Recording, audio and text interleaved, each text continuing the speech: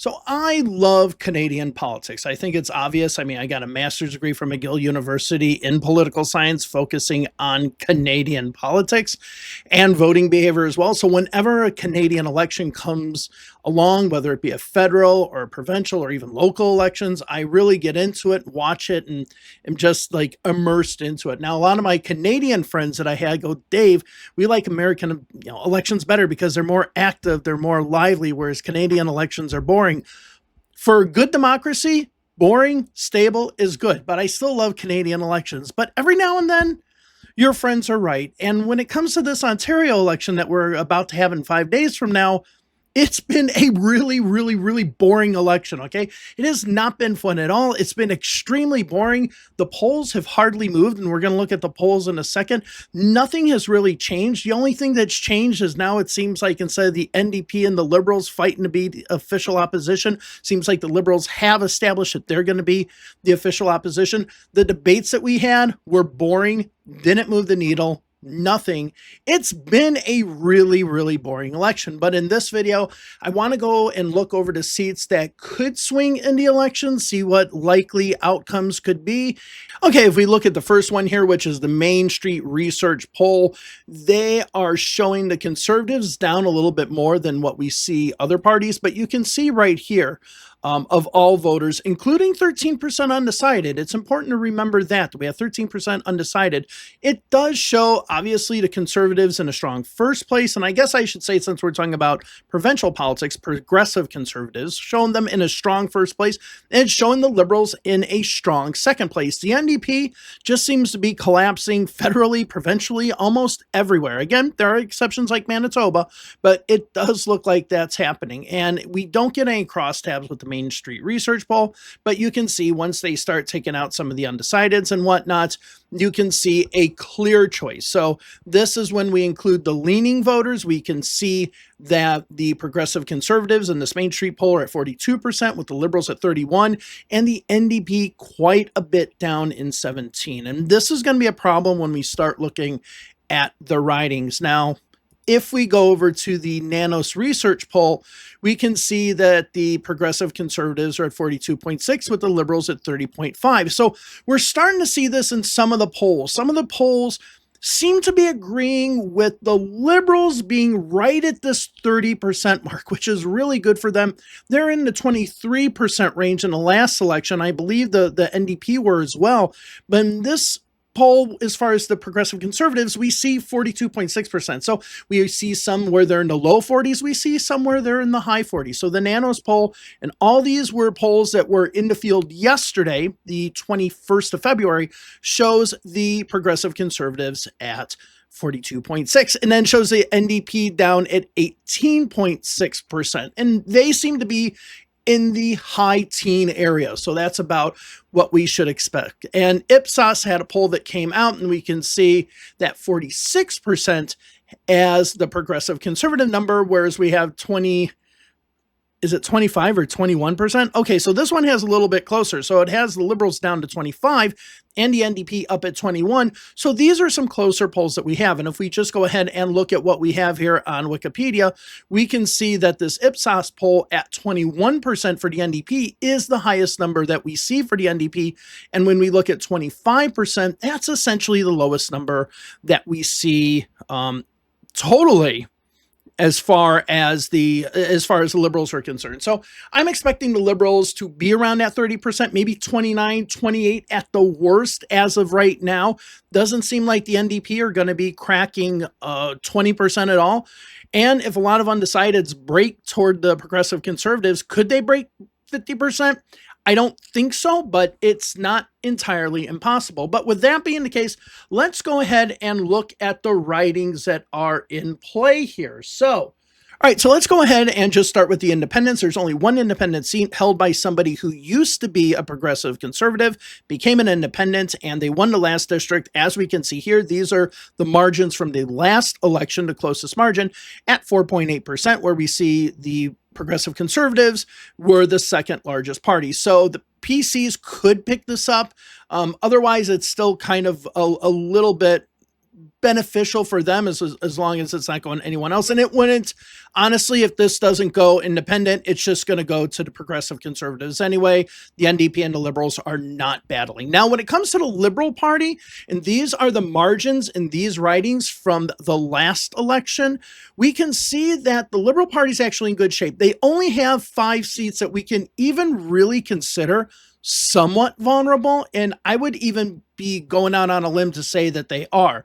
So we do have the Beaches, East York, and Toronto Centre ones in and around Toronto, and obviously east of Toronto, where the NDP could challenge. But how the NDP has kind of been in a free fall, I think these seats are a little bit safer for the Liberals. Now, of course, whenever we talk about any Canadian election, provincial or federal, we talk about the Don Valley area east of Toronto, Don Valley East and Don Valley West, are ones that the progressive conservatives can challenge. And now Don Valley West is always kind of one of these quintessential which way is it going to go between the progressive conservatives or the liberals. The liberals won it at 5.4% this time. But if their numbers are going up, it does seem like the Don Valley East and West seats are going to be a little bit safer. But then we go down to the Orleans seat. We see that the liberals won it in the last election with 13.6% of the vote, which means there would need to be a huge shift there. But essentially, these are all the vulnerable ridings that we have for the Liberal Party. So they're standing right now, which admittedly isn't great. They only really have to grow. It doesn't seem like they're going to go back. That Beaches East York one seems like the only one that could shift, but I'm not really sure it's going to shift. They could lose Don Valley West. I think Don Valley West is the one that you need to watch. Now, if at the end of the night you have the Liberal Party down at 25%, like that Ipsos poll has, then all of a sudden maybe Don Valley East goes in there. But I don't see them losing to the NDP.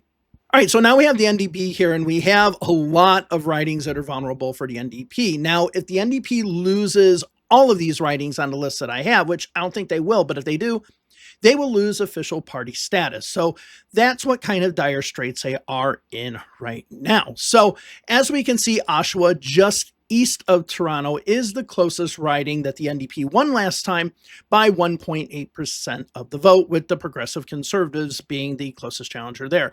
Now, when we look at the NDP, they're really strong in kind of 3 types of areas. They do well inside the city of Toronto, though they usually battle with the Liberals there. They do well in rural areas as well.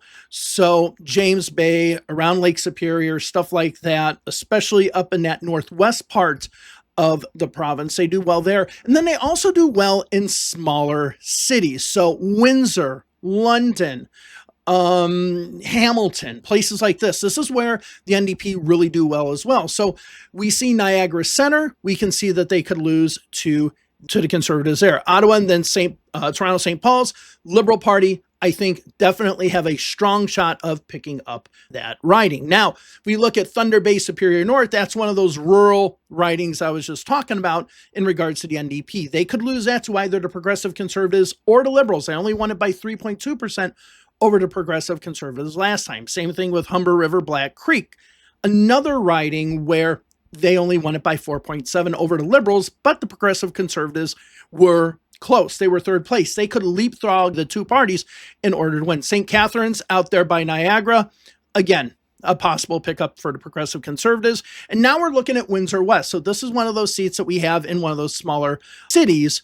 And in this case, it's not going Liberal. It would probably go to the Progressive Conservatives, and they have a good chance of picking that up. Now, here are some of the other ones that we have, and we can see Toronto Centre. That's not a surprise. The NDP, again, usually does well inside the city of Toronto. If they're going to compete against anyone, they're going to be competing against the Liberals. But then here you got at the bottom, you have London North Centre. Along with Hamilton West, I forgot to mention there, we do have these areas that are smaller cities. So if the NDP start losing in Hamilton, London, Windsor, and others, I'm not sure if they have much in Kitchener or whatever, they start losing those, Oshawa as well, they're going to be in big trouble. And they don't really have all of those seats secured. Some of them they do, but not all of them. So here we got a number of others throughout the province. Okay, so we have London West, in London. We have James Bay, which is up in the north. You have Niagara Falls, which is in Niagara Falls. Okay, obviously. But you can see those margins are a little bit wider. Now you're looking at, okay, the NDP won these by 11% or over 11%. So maybe there's a chance they hold on to these. This is where they hope that their bleeding can end.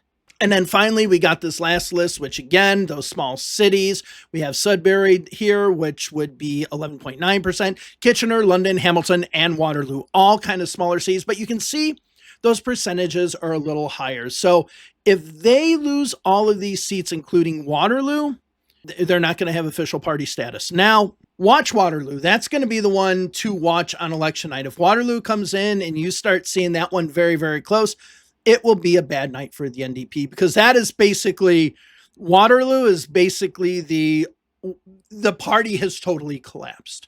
All right, so let's go ahead and look at the PC's vulnerable ridings. They actually have a few and a lot of close ones as well. But remember, they're bumping up in the polls. They were at 40% in the last election. Now you're looking at them being 43 to 48%. So a lot of these ridings are going to be safe. And if there's anyone that's going to take them away, it's probably going to be the Liberals. So any of the ridings here that you see where the NDP is close, you can almost say those probably are going to just stay toward the Progressive Conservatives. All right. So if we look at the first one, the Barrie district here, just north of Toronto, we see 0.7%. That could go to the Liberals. Eglinton definitely could go to the Liberals. Etobicoke Lakeshore, that also can go to the Liberals. So if we want to see if the Liberals are going to do good on election night, let's look west of Toronto. Etobicoke, Mississauga, Oakville, Burlington, down toward Hamilton, just along that shore on the west side of Toronto. That's where a lot's going to happen, especially since Bonnie Crombie is the former mayor of Mississauga. I mean, just the former mayor. She I think ended her term at the end of the year. That means a lot of Mississauga seats are going to be in play, and they usually are in play. Glengarry, Prescott, Russell, that's way out east over by Quebec. So let's go to the next one, Thunder Bay up there. So that's another one that the NDP could compete in, but chances are that probably won't happen. But here we got our first Mississauga East Cooksville riding. Now that is where Bonnie Crombie is going to be contesting. So I expect this to be a flip to the Liberals. And if it's not, then the Liberals are going to be in trouble if their leader cannot even be elected. Milton, another small city, just west as well. So that would be one of those ones that we could look at. Ajax, and then there, another Mississauga, Erin Mills riding. Now, Parry Sound, that's a little bit different. This is one that the Progressive Conservatives can lose to the Greens, giving the Greens another seat in Ontario. So let's see what happens there. It was 4.7% last time. Who knows if anything will happen, but it will be interesting. Now we got Scarborough, Oakville, and Peterborough. Again, now we're starting to see these margins be a little bit bigger. So if we look at the Oakville one, for example, again, a little further southwest of Toronto, we see 7.7%. And the Progressive Conservatives are going to have this big bump. Then it's going to even be hard for Liberals to take places like Oakville. And then our last ones that we got here, we have, I wanted to throw a few more Mississauga ones in there. Mississauga Lakeshore, Mississauga Streetsville, and then Don Valley North. So I just throw all the Don Valley ones in there and usually the Mississauga ones in there just because they're usually competitive. But I highly doubt that the PC is going to lose any of these. But you never know with the two Mississauga ones just because of Crombie being the leader of the Liberal Party. So it is possible. With that, I just wanted to just show you the ridings that are vulnerable. I wanted to do one video at least on the Ontario election because honestly, it's boring. It's really, really boring. And I hate to say that. I'm here with my Blue Jay shirt and all that.